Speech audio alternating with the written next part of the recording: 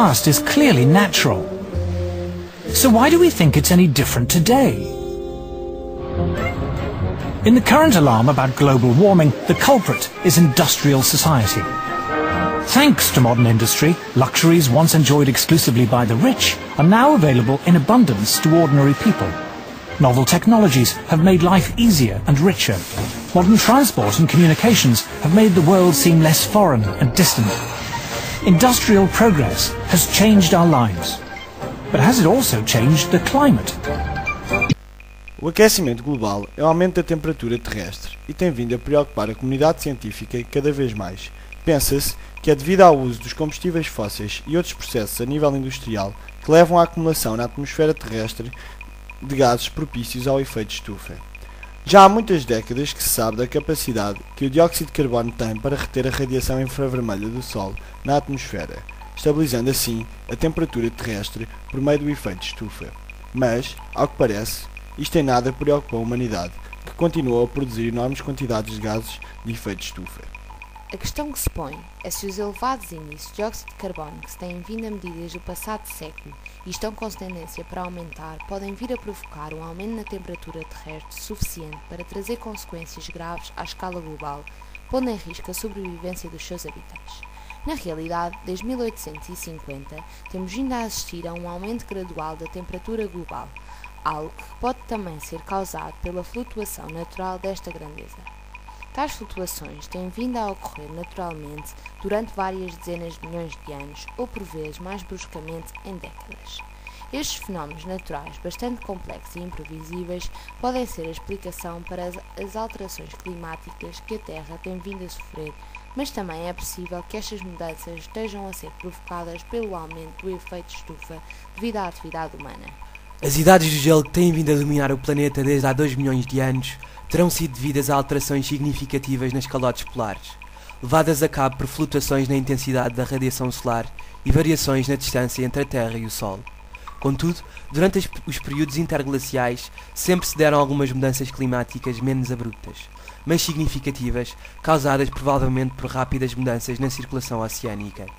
Mas no período interglacial que estamos a atravessar, não se têm verificado quaisquer oscilações como as indicadas para períodos interglaciais anteriores, tendo este período de estabilidade funcionando como uma janela que permitiu o florescimento da civilização humana.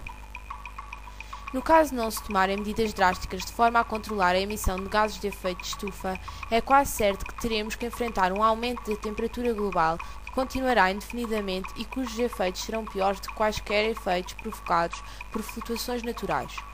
O que quer dizer que iremos provavelmente assistir às maiores catástrofes naturais alguma vez registadas no planeta.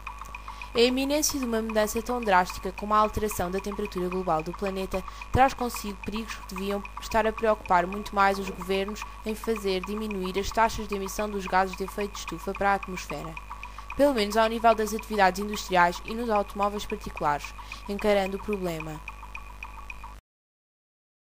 You know it well, the sun's radiation comes in the form of light waves and that heats up the earth, and then some of the radiation that is absorbed and warms the earth is re-radiated back into space in the form of infrared radiation. And some of the outgoing infrared radiation is trapped by this layer of atmosphere and held inside the atmosphere. And that's a good thing because it keeps the temperature of the earth within certain boundaries, keeps it relatively constant and livable. But the problem is this thin layer of atmosphere is being thickened by all of the global warming pollution that's being put up there. And what that does is it thickens this layer of atmosphere. More of the outgoing infrared is trapped. And so the atmosphere heats up worldwide. That's global warming.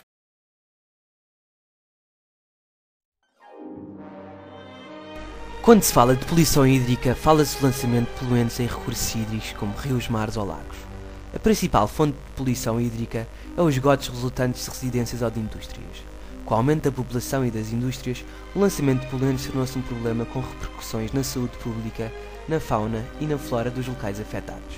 A solução para este problema passa pelo tratamento de esgotos, antes de estes serem lançados na água, de maneira a diminuir a quantidade de substâncias que poderão ser prejudiciais. Quando se trata de resíduos orgânicos, estes permitem o desenvolvimento de bactérias aeróbias. O problema destas bactérias é que elas consomem o oxigênio existente na água. Ao estarem presentes numa quantidade elevada, poderão levar à destruição da fauna e flora existentes no local.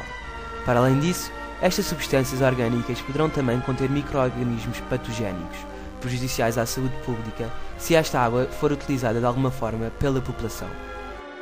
Se o nível de poluição se manter elevado, poderá surgir a situação de bactérias aeróbias se extinguirem por falta de oxigênio, passando a proliferar bactérias anaeróbias, o que causa a coloração verde das águas e um cheiro extremamente desagradável.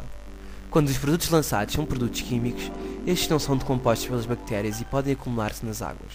Produtos como o mercúrio, chumbo, alumínio e zinco são acumuláveis nos organismos, podendo causar problemas a médio e a longo prazo.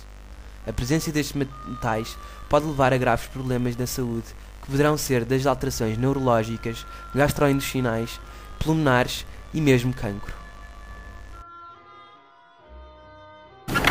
A legislação existe. Pronto, então é assim, sobre a água, rios, poluição, essa coisa toda. Portanto, a legislação é bastante antiga, que existe em Portugal, já desde o fim do século XIX, não é 20, é 19. Mas pronto, tudo levou uma volta enorme e assim a partir dos anos 70, então sobretudo com a entrada na União Europeia, na Comunidade Económica Europeia, portanto a partir de 86, porque a União Europeia tem determinadas regras que nós temos de descumprir, lá estarmos, começou a emitir legislação que todos os países têm que transpor para o seu direito, não é? E têm que implementar nos certos prazos. Sim, a partir daí, então a coisa acelerou-se. Quer dizer, enquanto o meu volume de legislação sobre a poluição da água em 1970 tinha esta altura, agora são prateleiras de armários. Quer dizer, estão sempre assim coisas. Quer dizer, sempre. Portanto, basicamente, o que é que se passa? É assim, a responsabilidade da poluição é de quem polui. No sentido lá, pronto. Portanto, quem polui supostamente devia pagar. Claro que aqui depois estamos numa fronteira um bocado difícil de ultrapassar, porque é preciso começar a cobrar taxas por lançar um esgoto. Coisa que vocês imaginam um bocado. Não é fácil.